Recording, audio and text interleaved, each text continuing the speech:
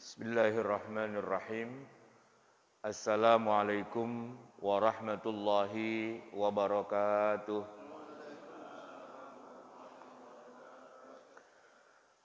Alhamdulillahi rabbil alamin. Wassalatu wassalamu ala ashrafil anbiya'i wal mursalin. Sayyidina wa maulana Muhammadin wa ala alihi wa sahbihi ajma'in. Amma ba'du.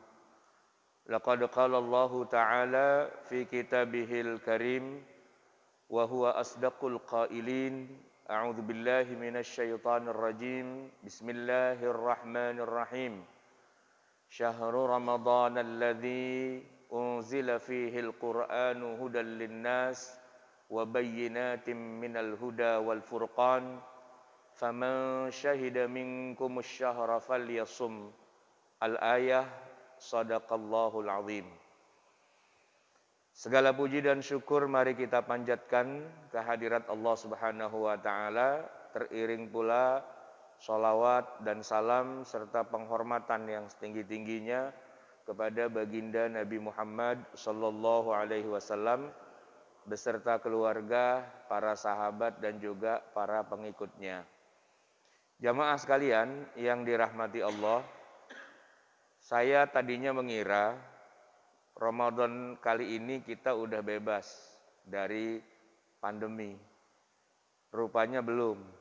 Ya, tapi kita berharap semoga Ramadan tahun depan udah enggak lah ya. Masa kayak Bang Toyib sih 3 kali Ramadan, 3 kali Lebaran. Enggak enak banget. Apalagi yang rumahnya jauh-jauh kagak boleh mudik, kesian banget gitu ya. Tapi ya beginilah apa yang Allah sudah takdirkan. Jadi ya kita harus jaga semuanya, tetap jaga protokol kesehatan ya, menjaga jarak, bermasker dan seterusnya. Jangan bosan-bosan karena ini seperti yang diajarkan oleh Sayyidina Umar radhiyallahu an ya, firaran min qadarillah ila qadarillah. Kita menghindari takdir Allah yang satu menuju ke takdir Allah yang lain. Jamaah sekalian yang dirahmati Allah, judul kita hari ini tentang ikhtilaf al-fuqaha, perbedaan pendapat para ahli fikih. Setiap kali masuk Ramadan, khususnya yang pada suka bermedia sosial, pasti akan menemukan banyak sekali pandangan-pandangan yang beragam. Yang saking banyaknya pendapat-pendapat yang beredar, sampai kita sendiri jadi bingung mau ikut yang mana ini. Yang dari masalah dulu yang belum kelar-kelar itu misalnya tentang awal Ramadan. Ada yang duluan, ada yang belakangan. Termasuk jatuhnya 1 Syawal, ada yang duluan, ada yang belakangan. Ini juga klasik ya. Taraweh ada yang 23, ada yang 11 gitu. Belum nanti tentang niat puasa, ada yang pakai nawaitu sauma godin, ada yang enggak. Buka puasa itu juga beda-beda. Ada yang doanya Allahumma lakasumtu, ada yang zahabat dhoma'u. Jadi setiap kali datang bulan Ramadan itu kita akan ketemu dengan perbedaan-perbedaan. Yang mana ini bikin kita kikuk, bikin kita puyeng, bikin kita serba salah. Tahun ini sih mendingan Pak. Beberapa tahun yang lalu suaminya udah mulain puasa, bininya belum. Ya, bininya besok. Jadi tuh laki pengen makan sahur kagak ada. Kenapa? Kata bininya belum puasa gitu kan. Nah yang ribet itu kalau lebaran, kita mau datang ke rumah saudara, kita telepon dulu. Lu udah lebaran belum di situ? Belum. Ya kagak jadi gitu. Kenapa? Beda lebarannya. Ini kan kadang-kadang bikin kagak enak hati. Padahal kan kita sama-sama umat Islam, harusnya kita tunjukin kekompakan, ternyata kita kagak kompak. Nah sebenarnya bagaimana sih kita memandang adanya perbedaan-perbedaan seperti ini? Apakah kita pura-pura nggak tahu? Alah, nggak usah digede-gedein, begitu? Padahal ada tapi pura-pura nggak tahu gitu ya. Ataukah yang kedua, ya memang kita mesti tahu kenapa terjadi perbedaan dan akhirnya kita masing-masing belain pendapat kita sendiri. Atau bagaimana? Ini yang kadang-kadang kita jadi ada agak puyeng begitu ya.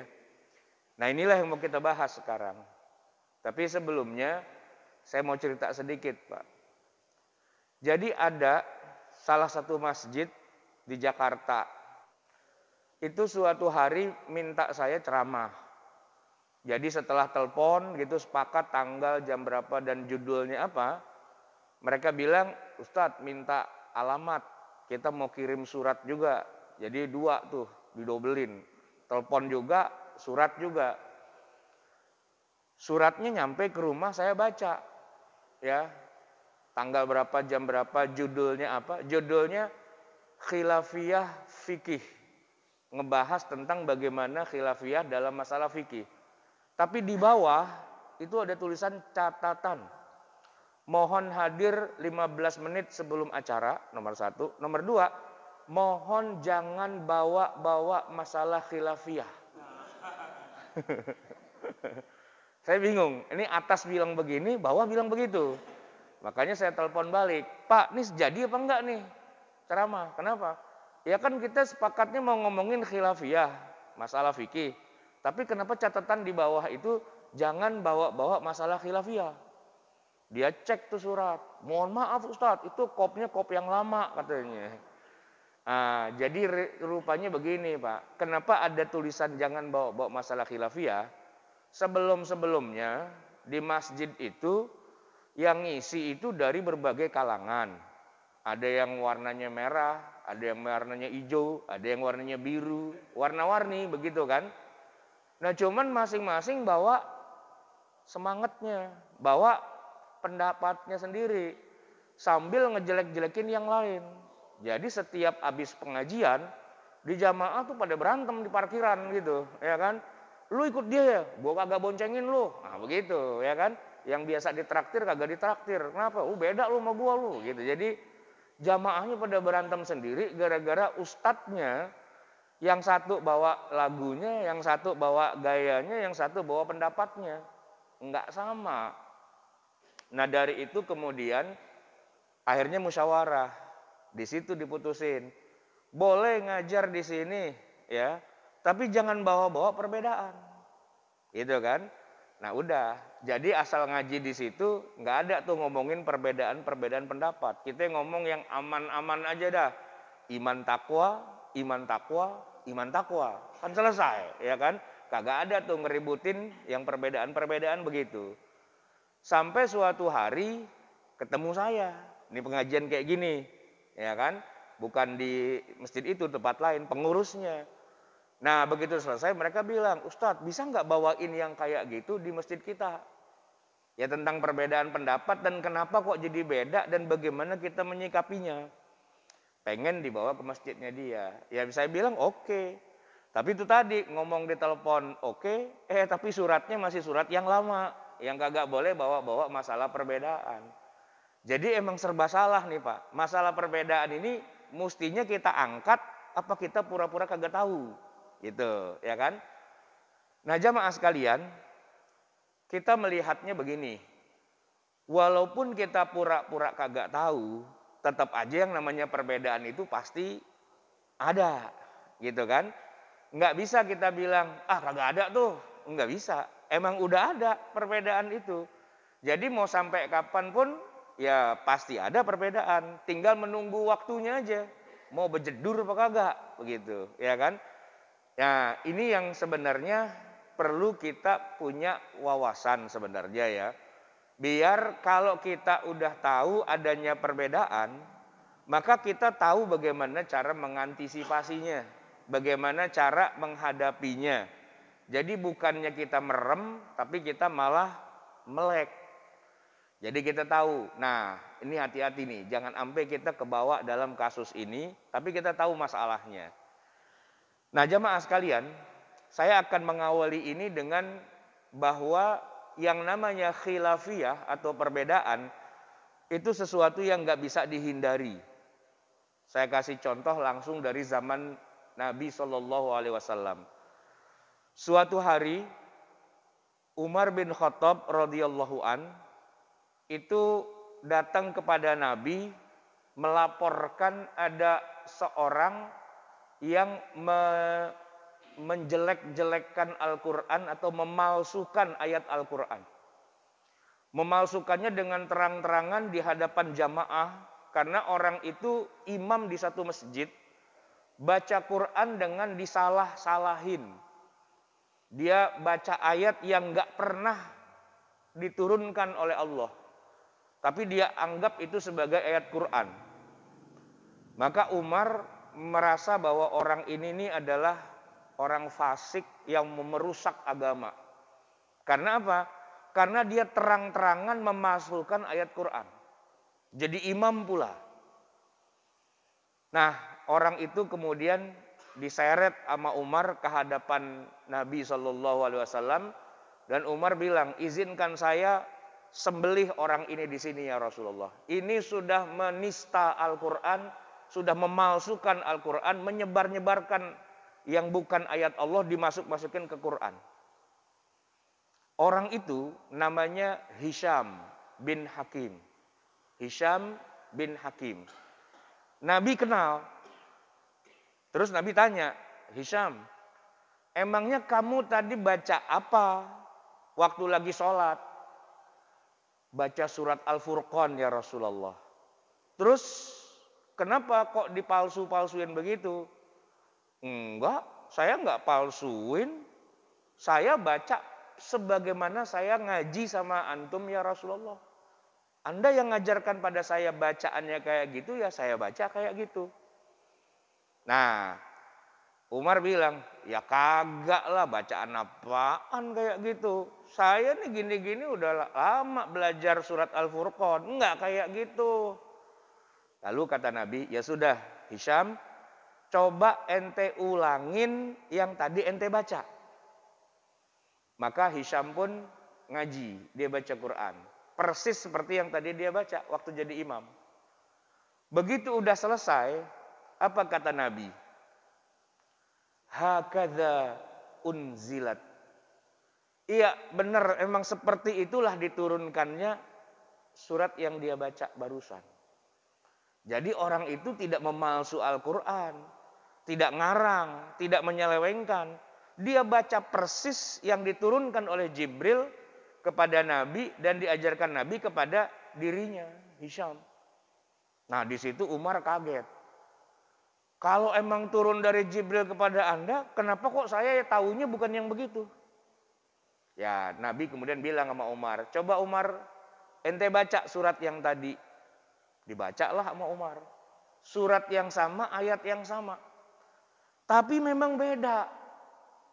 Beda. Nah, begitu selesai Umar baca, apa kata Nabi? Wahakadha unzilat. Dan seperti itu juga turunnya ayat ini. Buyeng-buyeng situ Pak. Buyeng kan? Ini surat yang sama, ayat yang sama, yang ono bacanya begono, yang ini bacanya begini.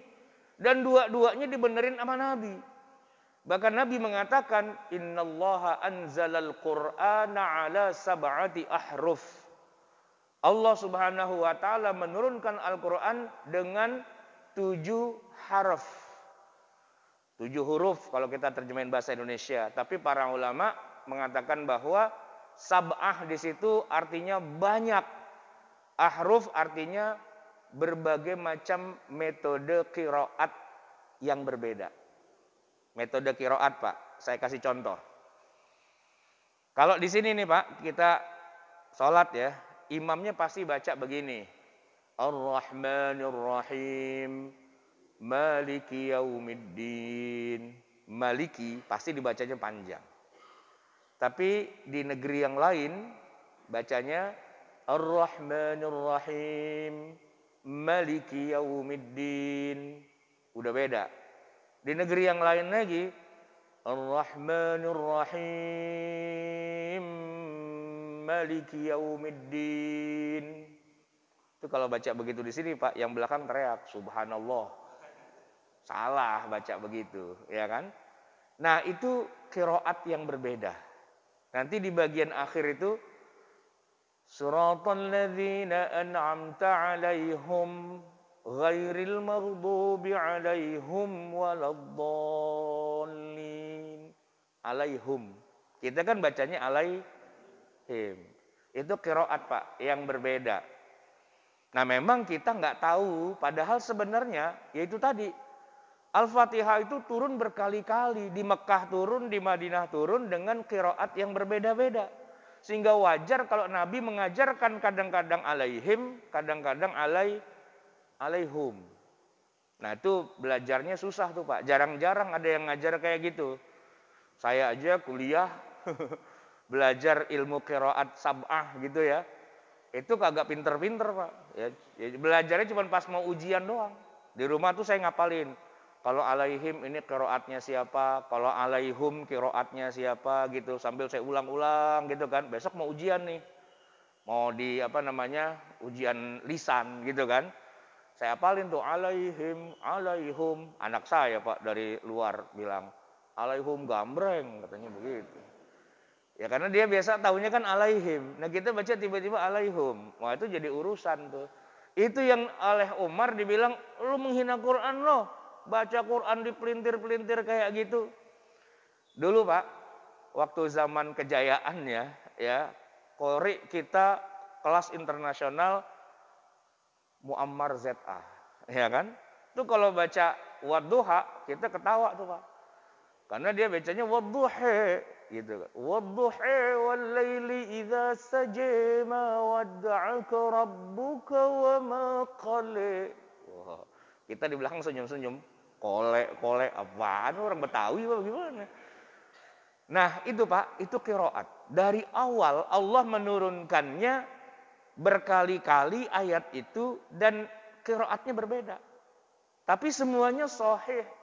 Bahkan levelnya mutawatir. Mutawatir. Nah, selevel Umar bin Khattab saja, awal mulanya nggak tahu tuh, Pak.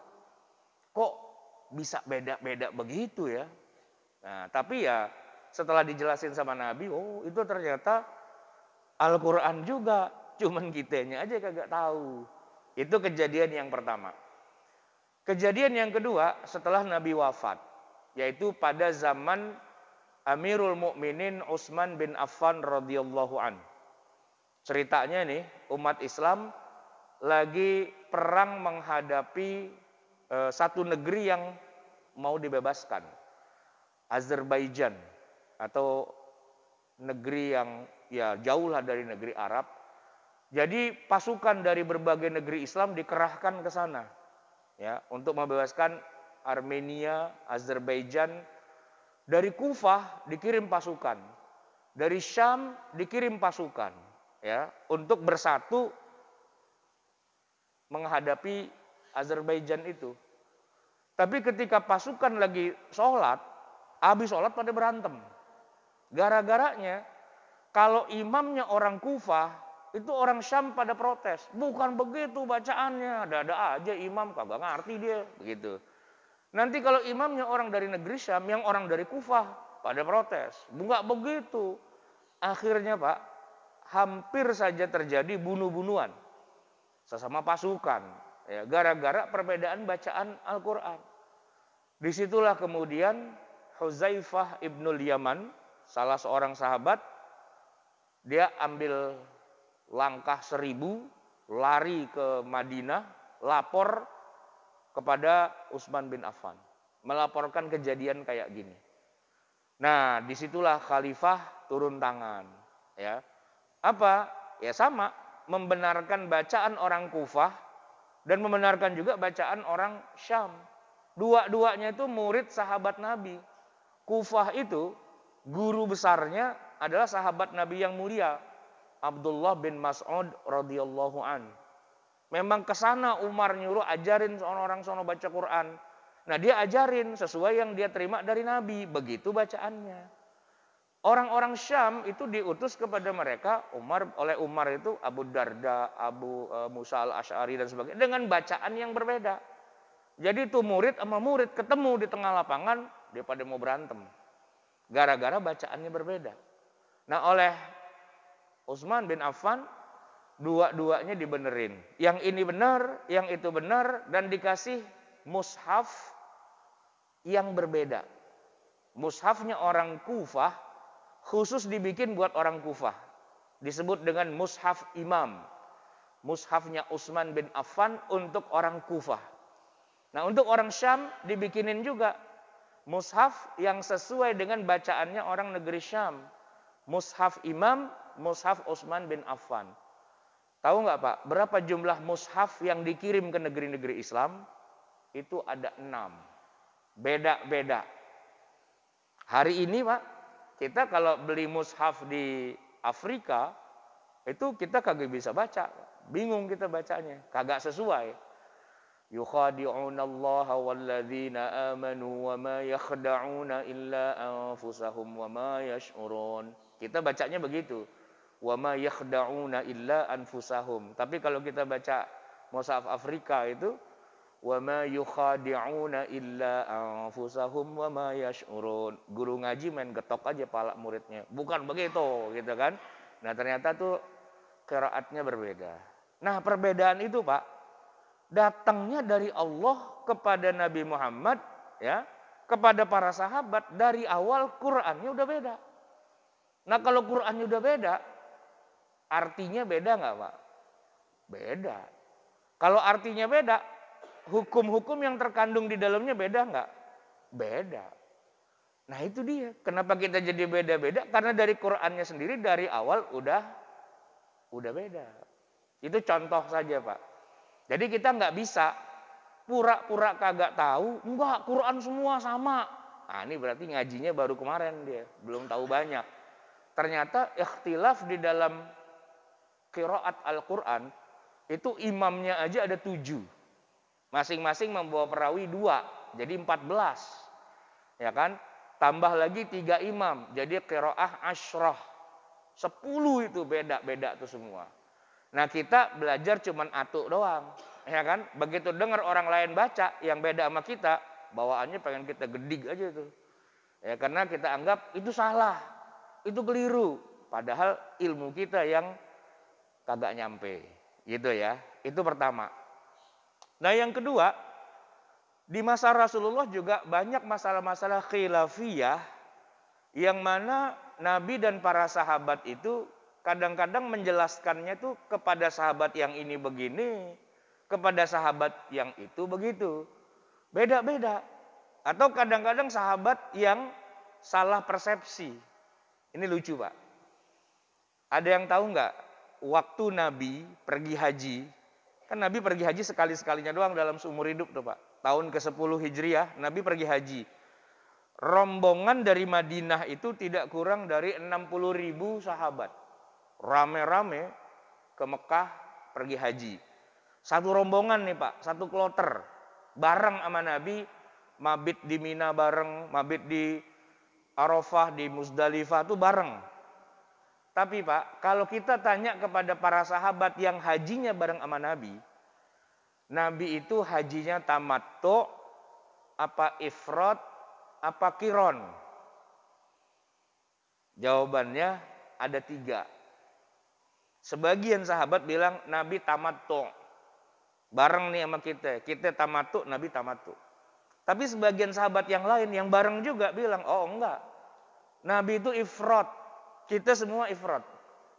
Sahabat yang lain bilang, oh enggak. Kita bareng sama Nabi. Nabi itu qiron. Jadi sekarang saya tanya Pak, hajinya Nabi itu tamattu, ifrad apa qiron? Yang mana yang benar?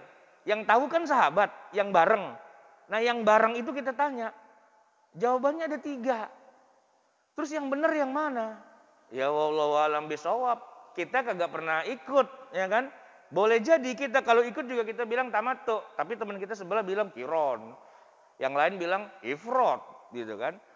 Jadi Pak, walaupun nabinya ada di depan hidung mereka, tapi ketika mereka mengarik kesimpulan, kesimpulannya beda. Kesimpulannya beda, gitu. Makanya Anas bin Malik itu kan pembantunya Nabi.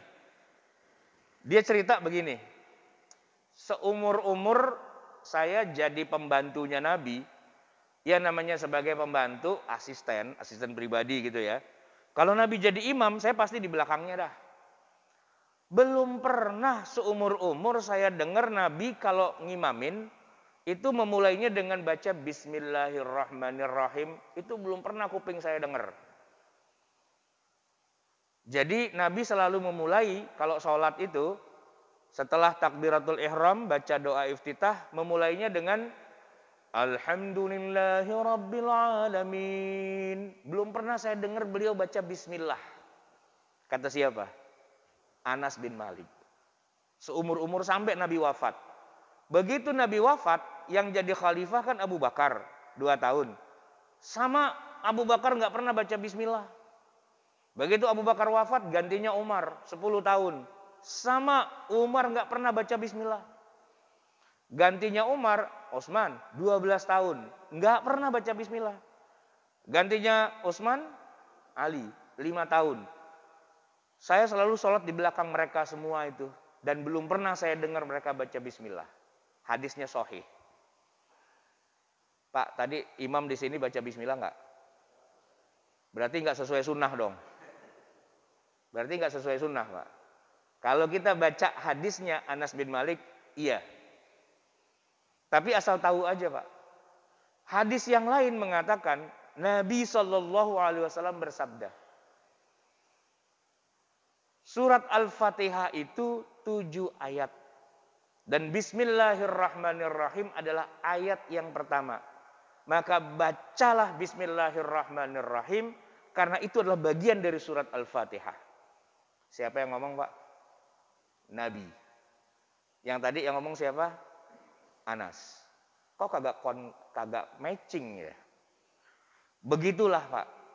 Kadang-kadang para sahabat tuh punya pandangan, yang mana pandangan satu sahabat dengan sahabat yang lain tuh kagak sama. Sehingga jatuh-jatuhnya di kita, di kalangan ulama maksudnya, di 4 mazhab yang berbeda, itu pecah 2 tentang bismillah. 2 mazhab, yaitu Hanafi dan Maliki, mengatakan Bismillahirrahmanirrahim itu bukan bagian dari surat Al-Fatihah. Surat Al-Fatihah itu ayat pertamanya adalah Alhamdulillahirabbil alamin. Bismillah itu bukan surat Al-Fatihah. Dia kayak bismillah yang ada di sepanjang Al-Qur'an. Al-Baqarah diawali dengan bismillah. Tapi ayat satunya alif lam mim, bukan bismillah. Ali Imran ayat satunya alif lam mim, bukan bismillah. Begitu kan? Nah, begitu juga Al-Fatihah. Ayat pertamanya adalah Alhamdulillahirabbil alamin, bukan bismillah. Maka nggak usah dibaca bismillah, karena bukan bagian dari Fatihah. Kata siapa itu? Kata 2 mazhab, Hanafi dan Maliki. Sedangkan yang bilang bismillah itu adalah bagian dari Al-Fatihah, Syafi'i dan Hambali. Kata mazhab Syafi'i dan Hambali, enggak. Bismillah itu ayat pertama. Alhamdulillah ayat kedua. Jadi mesti kudu wajib baca bismillah. Ente sholat langsung alhamdulillah nggak pakai bismillah, kagak sah sholat ente. Harus baca bismillah. Itu pecah 2 tuh, Pak. Yang satu bilang bismillah bagian dari Fatihah, yang satu bilang bukan. Nah, ternyata yang bilang bukan bagian dari Fatihah, pecah 2 lagi. Tadi siapa? Hanafi dengan Maliki. Kalau kata Hanafi, emang sih bismillah bukan bagian dari Fatihah, tapi tetap disunnahkan untuk baca. Sunnah untuk dibaca, tapi bacanya pelan-pelan aja. Sir. Kata siapa itu? Hanafi. Yang satu Maliki. Enggak. Siapa saja yang sholat, baca Fatihahnya pakai bismillah, sholatnya kagak sah. Kenapa? Karena bismillah bukan dari Fatihah. Dan jangan dibawa-bawa dalam sholat. Kata Maliki. Jadi Pak, kita kalau sholat di negara-negara yang bermazhab Maliki, itu enggak ada imamnya baca Bismillahirrahmanirrahim, biar kata sir pun enggak juga. Karena dalam pelajaran fikih mereka, ada anak baca Quran, Fatihah itu nggak boleh baca bismillah. Apalagi dalam sholat, nggak boleh diomelin. Nggak boleh baca bismillah. Gitu. Nah orang kita nih, orang Indonesia, datang ke sono, ngaji di sono, pulang dia ngomong begitu di sini, tempelengin sama kiai di sini. Apa-apaan lo bawa-bawa dari sono kemari, gitu ya. Nah sedangkan kita, orang Indonesia kan mazhabnya Syafi'i. Dalam mazhab Syafi'i dan juga mazhab Hambali, bismillah itu bagian dari surat Al-Fatihah dan wajib dibaca. Cuman bedanya Syafi'i dengan Hambali, kalau kata Syafi'i, bacanya ya dijahar juga. Kenapa jadi bismillahnya nggak dijahar? Harus jahar, harus keras.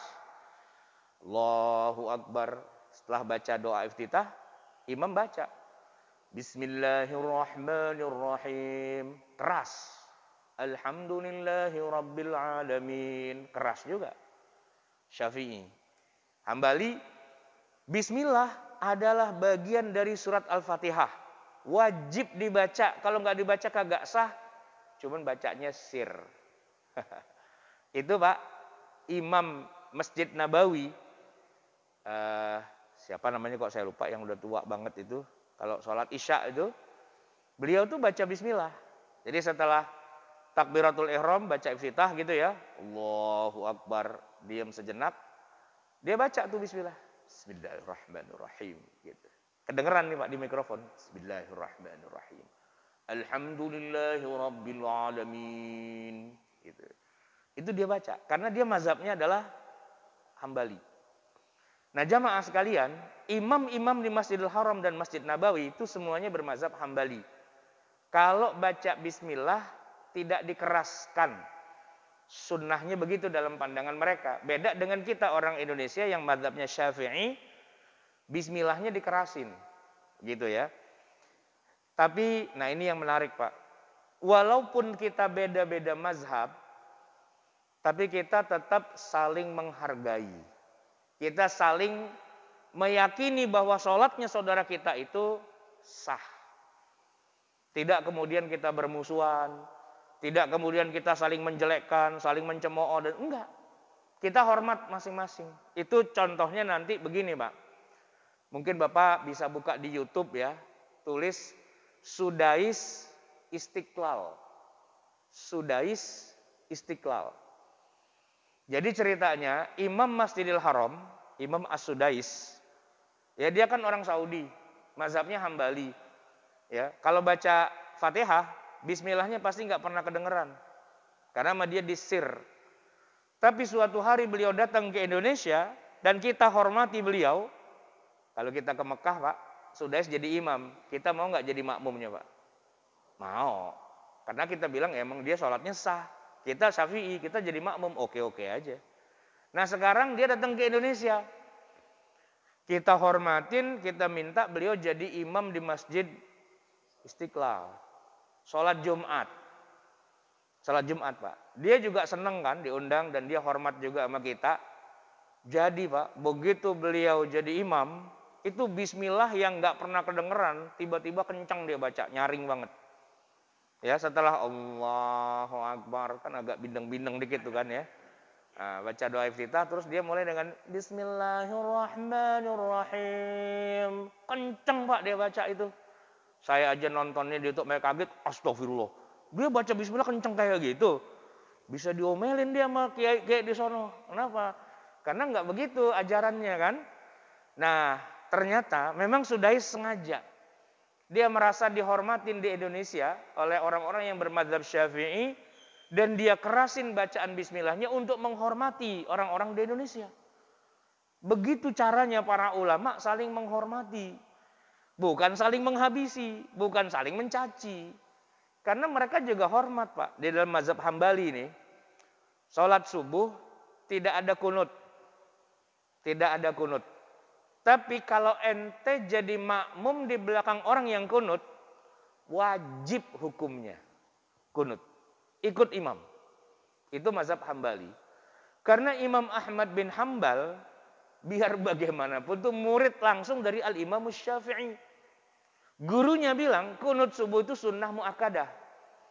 Muridnya bilang enggak sunnah, mubah-mubah aja. Ente mau kunut boleh, ente nggak kunut nggak apa-apa. Tapi kalau defaultnya nggak usah kunut. Tapi kalau ente ketemu dengan imam yang bermadzhab Syafi'i, imamnya kunut, ente wajib kunut. Nggak boleh kagak kunut. Ya, itu menarik, Pak. Mazhab Hambali begitu. Apalagi orang zaman sekarang, kan kadang-kadang dia cuma nonton YouTube doang. Doa kunut itu nggak ada hadisnya. Hadisnya palsu, hadisnya doif dan sebagainya, kan macam-macam tuh. Ya kalau yang nggak pernah belajar fikih ya begitu. Padahal sih hadisnya sohih-sohihnya. Lam yazal Rasulullah sallallahu alaihi wasallam yaqnutu fil fajri hatta faraqad dunya. Sampai Nabi meninggal, beliau nggak pernah meninggalkan kunut subuh. Sohih-sohihnya. Kalau nggak percaya, buka tuh As-Sunan Al-Kubra karya Al-Imam Al-Baihaqi rahimahullah. Sahih hadisnya. Nah, maka mazhab Hambali mengatakan ya kunut subuh itu saya nggak ketemu hadisnya sih. Tapi kalau ada orang kunut subuh kita jadi makmum wajib ikut. Jangan dibalik. Imam pakai kunut segala. Udah gua sujud duluan dah, antar kita ketemuan di bawah. Itu kagak aci, Pak, kagak sah. Kagak sah itu. Iya, karena ngeduluin imam. Kan begitu ya. Jadi sudahis begitu juga, Pak. Sudahis itu dia hormatin kita. Ya tapi maklum aja, namanya juga orang seumur-umur mazhabnya Hambali. Udah biasa bismillah dikecilin. Rokaat pertama kenceng, rokaat kedua dia lupa. Begitu bangun dari sujud kan, Allahu Akbar, langsung Alhamdulillahirabbil alamin. Nah, dia lupa tuh. Tapi wajar, emang dia kebiasaannya begitu kan. Namanya juga orang lupa, kadang-kadang suka kagak inget. Itu sering, Pak, kejadian sholat Idul Fitri. Sebelum mulai dikasih tahu nih sama imam, jangan lupa ya, rakaat pertama 7 takbir, rakaat kedua 5 takbir. Ngomongnya begitu, Pak. Dia sendiri dia lupa, ya kan? Rakaat kedua dia lupa, bukan 5 cuma 1, langsung mulain kan gitu. Perasaan ente tadi yang ngasih tahu jangan lupa, gitu, Pak. Itu namanya juga orang lupa kagak inget, ya. Sama tuh jamaah dibilang handphone matiin suaranya, jangan sampai bunyi, ntar mengganggu konsentrasi. Terus dia mulai Allahu Akbar, bunyi, Pak, trio macan. Nah, itu kan punya dia yang bunyi. Kadang-kadang suka lupa, ya kan, wajar. Jadi jamaah sekalian, khilafiyah itu sudah ada di zaman Nabi, di zaman para sahabat, di zaman para tabi'in, atba'ut tabi'in, di 4 mazhab. Itu fakta, tidak bisa dihindari. Nah, tinggal pertanyaannya sekarang, kita bagaimana nih dengan perbedaan-perbedaan ini? Pertanyaannya yang nakal nih, Pak. Boleh nggak kita comot sono sedikit, kita comot sini sedikit, kita ambil sini sedikit, tambahin beberin bumbu sedikit gitu. Jadi kita udak-udak gitu, Pak. Boleh apa enggak kayak gitu? Bolehkah kita bergonta-ganti mazhab? Boleh nggak kita pilih yang gampang-gampang aja? Itu pertanyaan paling mendasar. Insya Allah akan kita jawab tahun depan, Pak. Sampai di sini wassalam. Gini, Pak. Gonta-ganti mazhab itu kira-kira kayak orang gonta-ganti mobil, Pak. Boleh nggak sih kita gonta-ganti mobil tiap hari? Kalau dia punya mobil 4, dia gonta-ganti boleh. Mobilnya 4, ya kan? Tapi saya tanya, ente mobil ada berapa kok mau gonta-ganti? Nggak punya, Pak Ustadz. Ya lu mobil siapa yang mau gonta-ganti? Atau aja kagak punya mobil, bagaimana dia mau gonta-ganti? Saya naik Grab, Pak Ustadz, jadi tiap hari gonta-ganti. Iya, bukan mobil ente kan, berarti mobil orang gitu kan. Nah begitu, Pak. Pertanyaannya mirip-mirip dengan tadi yang qiraah sab'ah. Ustadz, boleh nggak kita tiap hari baca Quran gonta-ganti qiraah? Hari ini pakai Hafiz, besok pakai Qalun, besok pakai Kisai, besok pakai Ibnu Amir, besok pakai yang lain-lain, ada 7 kan? Boleh nggak? Jawabannya boleh kan? Tapi pertanyaannya, emang ente udah selesai ngaji masing-masing qiraah itu? Belum sih. Ya kenapa lu gonta-ganti? Satu aja belum, gimana lu gonta-ganti? Jadi kita tuh, Pak, bisa gonta-ganti kalau udah belajar. Nah kalau belum belajar, yang kita ganti apaan? Tuh, Pak, mazhab gitu juga. Boleh nggak hari ini Syafi'i, besok Maliki, besok Hambali, besok yang lain-lain? Ya saya tanya, emang ente udah belajar mazhab apaan aja? Ya belum sih. Ya gimana mau diganti-ganti, orang lo kagak ngerti, apaan yang lo ganti?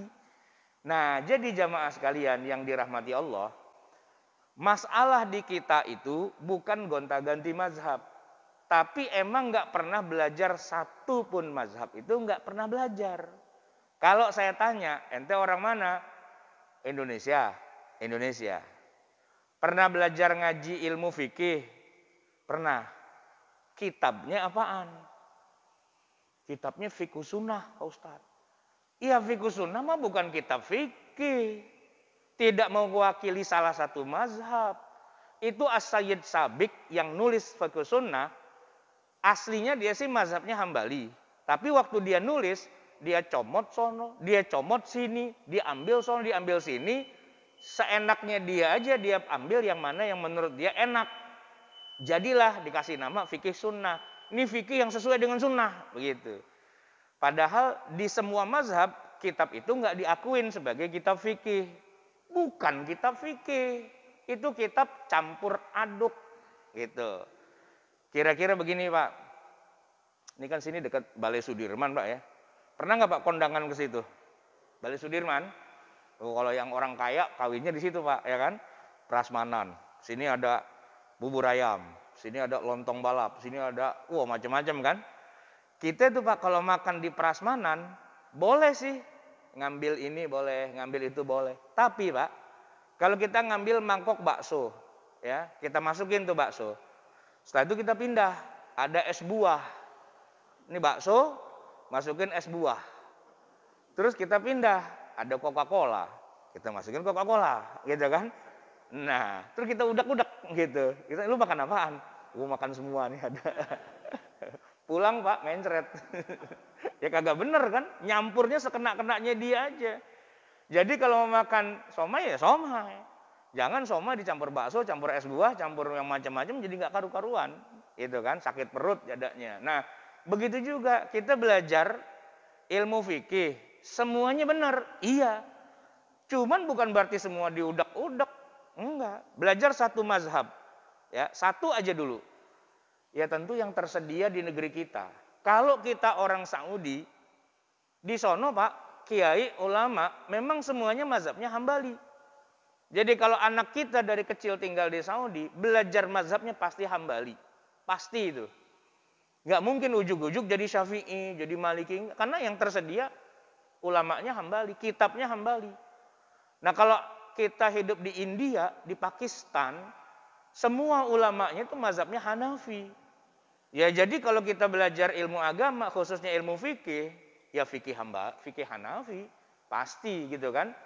Nah kalau kita tinggal di Aljazair, Tunis, Maroko gitu ya, Afrika Utara, semua ulama itu mazhabnya Maliki. Jadi kalau kita belajar ilmu agama, ilmu fikih, belajar sholat, puasa, zakat, haji dan ya mazhabnya Maliki lah pasti. Nah kalau kita di Indonesia, ya yang tersedia Syafi'i. Pak, saya nyari di mana ada pengajian, majelis ilmu yang mana gurunya, kitabnya bermazhab Hambali di Indonesia. Enggak ketemu. Enggak ada. Kalau yang tidak bermazhab banyak gitu. Yang enggak pakai mazhab banyak. Yang enggak belajar fikih banyak. Ya kan? Dia belajar agama di mana? Enggak ada. Ilmunya ilmu laduni. Begitu dia hijrah langsung jadi ustadz gitu kan. Yang hadir banyak gitu. Itu banyak artis hijrah. Mu'alaf banyak, ya kan? Tadinya pendeta, tadinya di gereja, di mana gitu kan? Dapat hidayah, masuk Islam, jadi ustadz. Banyak, ilmunya motivasi aja. Ayo dah pada masuk Islam, nih gua aja kafir masuk Islam, kan begitu ya? Sekedar memberi motivasi, cakep. Ya, kita masih nonton Pak, itu artis. Waktu dulu dia kumpul kebo sama siapa, masih ada videonya. Waktu dia jadi tukang pemakai narkoba, masih ada videonya. Sekarang jadi ustadz, gitu kan? Ada juga videonya. Jadi kalau kita dengerin dia ceramah, bagus banget. Karena menggambarkan, oh begini loh perjalanan hidup saya. Dari sesat, dari jahiliyah kepada Islam. Cakep nggak tuh Pak? Cakep. Tapi punya pengalaman hidup. Kita belajar pengalaman hidupnya, bukan ilmu agamanya. Kalau ilmu agama mah banyakan kita, dari kecil kita udah ngaji. Ya kan, kita udah tahu air dua kulah, Dia juga tanya air 2 kulah, kagak ngerti. 2 kulah tuh 2 kolemnya. Ada aja lu kagak ngerti. Ngaji dulu yang benar gitu kan. Jangan tiba-tiba jadi ustad gitu. Itu ada ustad muda mualaf. Ceritanya cakep banget. Dia cerita tentang bagaimana pembebasan Konstantinopel. Itu Pak, Turki, ya kan? Ceritanya hebat banget. Bagaimana pahlawan Islam Muhammad Al-Fatih membebaskan Konstantinopel. Ceritanya tuh kayak dia yang ada di situ gitu loh. Semua orang kagum. Setelah dia, saya yang suruh ceramah gitu kan. Begitu selesai, dia salaman sama saya, dia kasih buku. Ustaz, saya ngarang buku nih, hadiah buat antum. Cakep saya bilang, ceramah itu juga cakep barusan. Ngomong-ngomong ente udah berapa kali ke Turki? Belum Ustaz, belum pernah katanya. Yang benar, belum katanya. Nah itu ente bisa ngomong kayak gitu, kayak udah ada di sono bagaimana? Ya saya mah denger-denger aja. Itu Pak, banyak yang kayak gitu kasusnya. Dia tuh nggak ngerti sebenarnya, cuman acting di depan jamaah, cakep banget. Udah kayak yang dia beneran sendiri yang melakukannya, gitu ya. Nah, jadi jamaah sekalian, balik lagi kepada masalah khilafiyah, kita ini mazhab Syafi'i, ya. Itu karena kita orang Indonesia, Pak. Dan namanya kita belajar ilmu fikih di Indonesia, kitabnya mazhab Syafi'i, ya kan? Kiainya belajarnya mazhab Syafi'i. Itu Pak, Kiai Haji Ahmad Dahlan. Tahu nggak Pak? Pendiri Muhammadiyah. Itu berteman sama Kiai Haji Hasyim Asy'ari, pendiri Nahdlatul Ulama. Ngajinya bareng Pak ke Mekah, ke Masjidil Haram. Belajar di sana, saya tanya, di sono mazhabnya apa? Kalau sekarang Hambali, tapi di masa beliau 4 mazhab tuh diajarin semua. Cuman di Masjidil Haram tuh jelas. India belah sini. Ini pengajiannya khusus orang India, mazhabnya Hanafi. Ente mana? Aljazair, belah sini. Ini orang Aljazair semua nih, ngajinya mazhab Maliki. Ente Indonesia apa Malaysia? Indonesia, sini. Babu Salam. Di sini mazhabnya Syafi'i. Nah, Hasyim Asy'ari, Ahmad Dahlan datang Indonesia, sini, situ. Yang ngaji mazhab Syafi'i, Pak. Ya mulai dari yang paling dasar, Matan Al-Ghayah wa Taqrib. Ya, atau kalau yang agak kecilan dikit, Safinatun Najah dah, gitu kan? Gedean dikit, Matan Al-Ghayah wa Taqrib, naikkan lagi dikit, ya Kifayatul Akhyar. Itu yang dibaca. Pulang ke Indonesia, ngajar, ya mazhab Syafi'i. Mau itu Buya Hasyim Asy'ari atau Kiai Ahmad Dahlan, Syafi'i. Tapi kenapa orang Muhammadiyah jadi enggak Syafi'i? Nah itu ceritanya panjang Pak.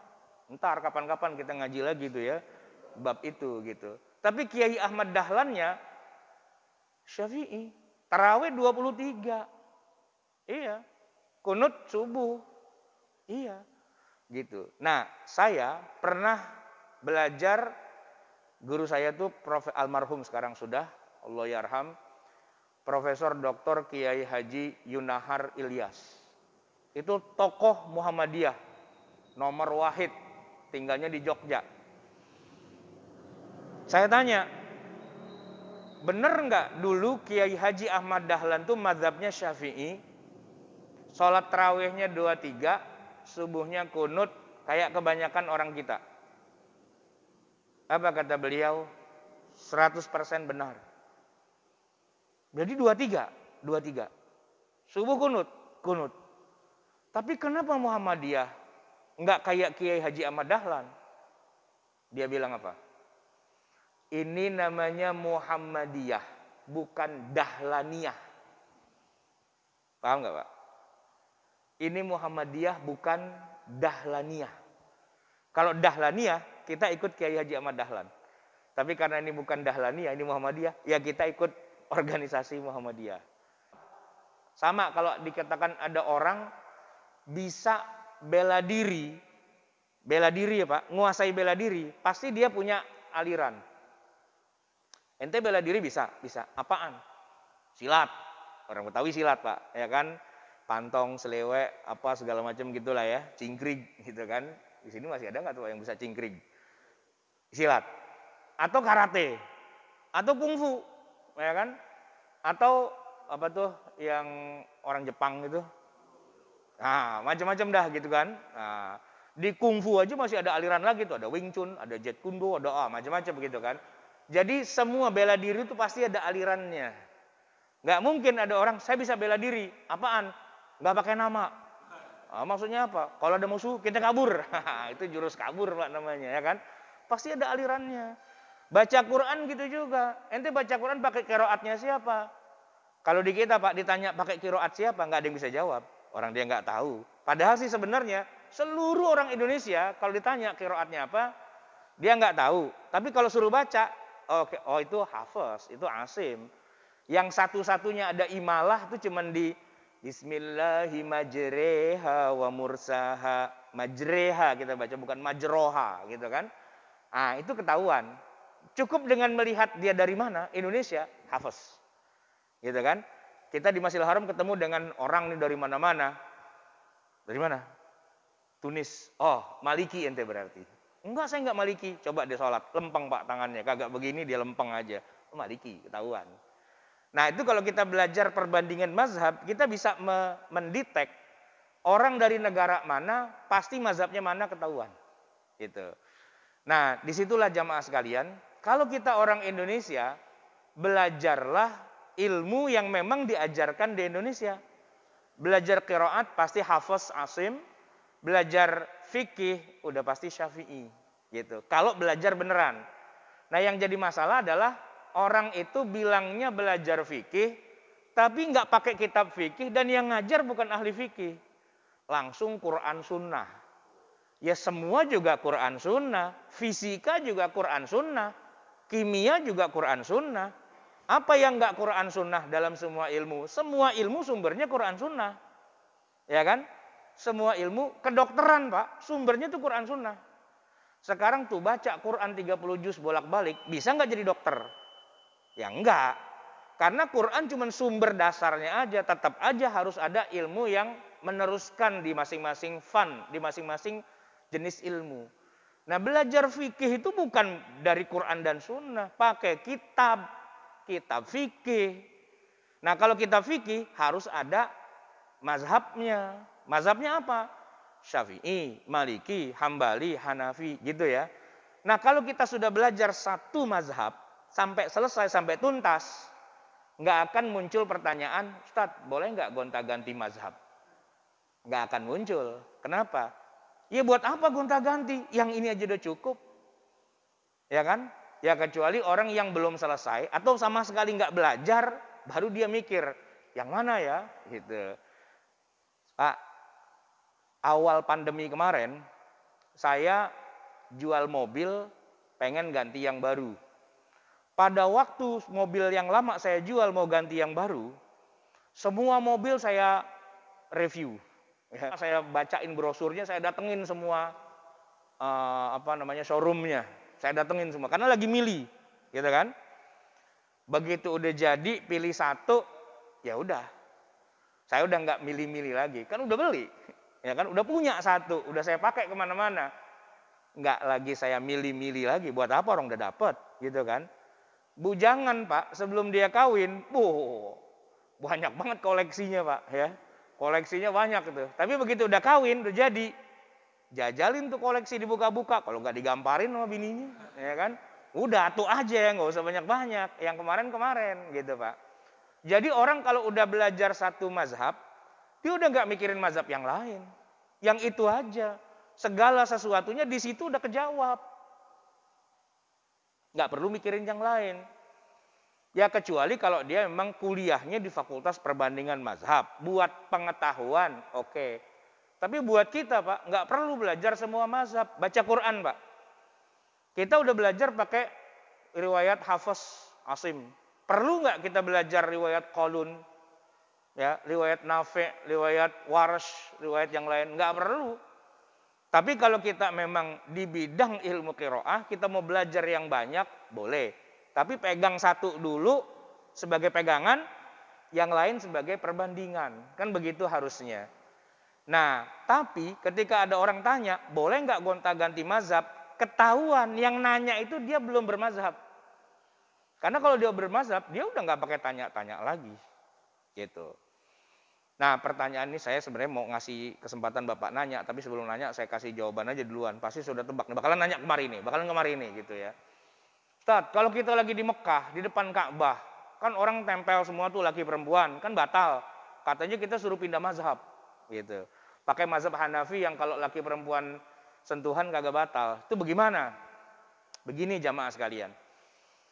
Memang benar mazhab Hambali mengatakan sentuhan kulit laki perempuan tidak batal, sehingga kita bisa tawaf terus, nggak jadi masalah. Tapi sebenarnya kita nggak perlu pindah mazhab. Di dalam mazhab kita, mazhab Syafi'i, laki-laki perempuan sentuhan batal, iya. Dan kalau ternyata nggak bisa juga, akhirnya nyentuh-nyentuh juga, itu kan jatuhnya terpaksa, Pak. Maka dalam mazhab Syafi'i itu dibolehkan sebagai darurat, itu tidak apa-apa. Contoh nih Pak, darurat Pak. Kalau kita lagi di dalam pesawat, kendaraan Pak, mau sholat, kita nggak bisa berdiri, rukuk, sujud, ya, nggak bisa menghadap kiblat, karena di pesawat kan, pesawatnya Jakarta Surabaya, gimana menghadap kiblat, orang kita ngadep ngetan, gitu kan, nggak bisa berdiri, nggak bisa rukuk, nggak bisa sujud. Saya tanya Pak, sah apa nggak sholatnya? Sholat nggak pakai berdiri Pak, padahal berdiri itu rukun. Nggak pakai ruku, padahal ruku itu rukun. Sholat yang nggak memenuhi rukun-rukunnya, bahkan tidak menghadap kiblat, berarti syarat sahnya sholat nggak terpenuhi. Sholatnya sah apa enggak? Nah, Pak, Bapak sholat subuh nih di sini, ngadep sono, sah apa enggak? Enggak. Syaratnya nggak terpenuhi, menghadap kiblat tuh nggak terpenuhi. Nah, kita di pesawat Pak, boro-boro ngadep kiblat. Orang pesawatnya goleng-goleng ke sono kemari. Batal nggak? Batal. Ya kan? Kagak sah. Tapi masalahnya kalau kita kagak sholat, lebih parah lagi. Nah sekarang saya tanya Pak, sholat apa enggak di pesawat? Sholat kan? Sah apa enggak? Enggak. Buat apa sholat kalau kagak sah? Kan puyeng tuh Pak ya. Nah di dalam mazhab Syafi'i dibilang, ente sholat lihurmatil wakti, untuk menghormati waktu. Nanti kalau udah sampai diganti, diqodho, kan begitu.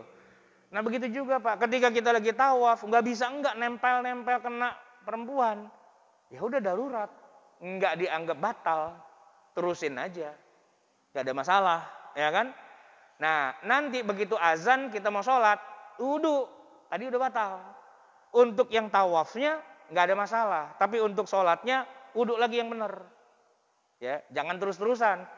Sampai rumah, sampai Indonesia masih kagak batal aja. Jangan begitu. Itu di sono kita darurat, Pak. Ya kan? Darurat. Vaksin. Apa itu? AstraZeneca ya. Kan kata Majelis Ulama Indonesia itu ada babinya. Ya kan? Babi, Pak, dimasukin ke tubuh kita. Halal apa haram? Ya haram harusnya. Tapi apa fatwanya? Darurat. Ya kalau darurat ya boleh lah. Nggak apa-apa, namanya darurat, Pak. Kita di tengah padang pasir kelaparan udah seminggu kagak makan. Kagak ada yang bisa dimakan kecuali bangkai babi. Saya tanya, boleh nggak makan babi? Ya tergantung. Kalau pas kita mau makan babi, tiba-tiba tukang somai lewat. Somai, wah tukang somai gitu kan. Babi jadi haram Pak. Panggil sini, Mai sini, kenapa? Pesan 2 gitu kan. Udah seminggu kita kagak makan gitu. Apa kata tukang somai? Ya Pak, saya juga nyasar di padang pasir ini. Ini cuma gerobaknya doang, kagak ada isinya gitu. Oh kagak ada isinya, ya udah kita makan berdua nanti babi. Kita makan berdua gitu kan. Tapi Pak itu cuma buat nyambung hidup doang. Nggak bisa ketika dia udah diselametin orang, babi kemarin enak juga tuh ya, lagi yuk gitu, kagak bisa. Itu kan darurat gitu kan. Nah ketika darurat boleh. Makanya mazhab Syafi'i itu kalau kita ke Masjidil Haram itu nggak usah gonta-ganti mazhab, pakai satu mazhab itu aja udah cukup. Dan ketika nggak bisa lagi darurat. Pas lagi darurat kan kita aduh gimana ya darurat. Kita lihat teman kita, yang Hanafi santai aja dia sentuhan kulit, alhamdulillah ada temennya. Tapi kita tetap di sini, nggak pindah ke sono gitu loh. Sebab apa saya bilang nggak usah pindah? Karena kita belum belajar mazhab dia. Nggak mungkin kita tiba-tiba pindah ke sono. Mau kemana loh? Transmigrasi. Tuh bawa koper semua, mau kemana emang? Tahu dah, pokoknya yang penting ke Sumatera aja gitu. Iya lu di mana Sumateranya? Kan harus jelas, ya kan? Nah, mazhab itu juga nggak bisa main pindah-pindah gitu aja. Kita tuh bermazhab Syafi'i gara-gara kita dari kecil ngajinya itu. Nah, kalau kita ngajinya itu semua dijawab di situ. Nggak usah pakai sono sono sono. Yang sono biarin aja dia pada. Di situ Pak poinnya. Jadi nggak boleh juga kita main comot-comot kenanya karena masing-masing mazhab itu ada kitabnya, ada tempat ngajinya. Kalau kita nggak belajar, kita nggak bisa main loncat-loncat begitu aja. Tetap kita pakai. Tapi masalahnya tinggal satu Pak, yaitu yang Syafi'i yang kayak gimana Ustadz ya? Nah itu dia, lu kagak ngaji berarti dari kecil ya kan? Kagak kenal tuh yang namanya Safitan Naja, nggak kenal yang namanya Matan Raya wa Takrib. Itu masalahnya di kita di Indonesia, semua ngaku mazhab Syafi'i, tapi nggak pernah ngaji pakai kitabnya mazhab Syafi'i. Itu problem memang. Masalah kita di situ emang ngajinya sama YouTube. Tapi kita mau ngaji sama kiainya udah pada meninggal, udah pada sepuh gitu kan. Dan di situ problematikanya. Maka saya bilang, sekarang kita kembali lagi, kita hidupkan lagi ilmu fikih, kita ajarkan kepada masyarakat, karena sebenarnya semua masalah kita tuh udah kejawab di situ. Cuman kitabnya nggak pernah dibuka, ngajinya nggak pernah selesai. Babnya air, 2 kulah, air mutanajis, sampai dikit lagi Ramadan tawakuf. Masuk lebaran mulai lagi air lagi, balik lagi ke situ. Kenapa? Karena ngajinya nggak tuntas-tuntas, nggak sampai selesai. Ngajinya ngaji nguping. Ngaji nguping Pak, masuk kuping kanan, kalau keluar kuping kiri masih mending. Masuk kuping kanan, keluar lagi kuping kanan. Harusnya yang namanya ngaji itu ngaji dapet, pegang kitabnya, ngaji sama mu'alim sama yang ngajar. Huruf per huruf, kata per kata kita baca semua, ketemu jawabannya. Harusnya begitu. Sehingga walaupun ada perbedaan di masing-masing mazhab, kita mah santai-santai aja. Biarin aja yang dia sholat itu nggak pakai usoli, biarin kita pakai. Biarin aja dia subuh kagak kunut, kita pakai gitu. Biarin aja dia mau sholatnya 11, kita mah tetap gitu kan. Nggak berubah dan nggak ada yang salah. Semua hebat gitu. Cuman jangan dicampur aduk. Masing-masing sesuai dengan alurnya. Dengan segala perbedaannya kita tetap bersaudara, kita tetap saling bela, kita sesama umat Nabi Muhammad Sallallahu Alaihi Wasallam. Begitu kira-kira Pak. Udah aus nih, cukup dah ya. Biasanya ada minuman ini. Panitia mau ngasih minum takut dosa kayaknya. Baik jemaah sekalian, mungkin itu yang bisa saya sampaikan. Semoga bermanfaat. Mohon maaf atas segala kekurangan kesalahan. Terakhir mari kita baca doa ya, kita hadiahkan pahalanya buat orang-orang tua kita yang sudah mendahului kita, kakek nenek kita, bapak ibu kita, paman bibi kita, seluruh keluarga kita, mungkin yang sudah dipanggil duluan, semoga Allah ampuni semua dosa-dosa mereka. Allah jadikan kubur mereka raudhah min riyadil jannah ala hadhihi niyah wa likulli niyatin salihah wa ila hadratin nabiyil mustafa rasulillah sallallahu alaihi wasallam. Al-Fatihah. A'udzubillahi minasyaitonir rajim. Bismillahirrahmanirrahim. Alhamdulillahirabbil alamin arrahmanir rahim maliki yaumiddin. Iyyaka na'budu wa iyyaka nasta'in. Shiratal mustaqim shiratal ladzina an'amta 'alaihim ghairil maghdubi 'alaihim waladdallin. Bismillahirrahmanirrahim. Alhamdulillahirabbil alamin hamdan yuwafi ni'amahu wa yukafi'u mazidah. Ya Rabbana lakal hamdu wa lakal syukru kama yanbaghi li jalali wajhika wa li 'azimi sultanik. Allahumma shalli wa sallim wa barik ala sayyidina Muhammadin wa ala ali sayyidina Muhammad. Rabbana zalamna anfusana wa illam taghfir lana wa tarhamna lanakunanna minal khasirin. Rabbana amanna bima anzalta wattaba'na ar-rasula faktubna ma'asy syahidin. Rabbana la tuzigh qulubana ba'da idh hadaitana wa hab lana min ladunka rahmah innaka antal wahhab. Rabbana atina fid dunya hasanah wa fil akhirati hasanah wa qina adzabannar. Sallallahu alaihi wasallam Muhammadin wa ala alihi wasallam. Subhana rabbika rabbil izzati amma yasifun wa salamun alal mursalin walhamdulillahi rabbil alamin. Assalamualaikum warahmatullahi wabarakatuh.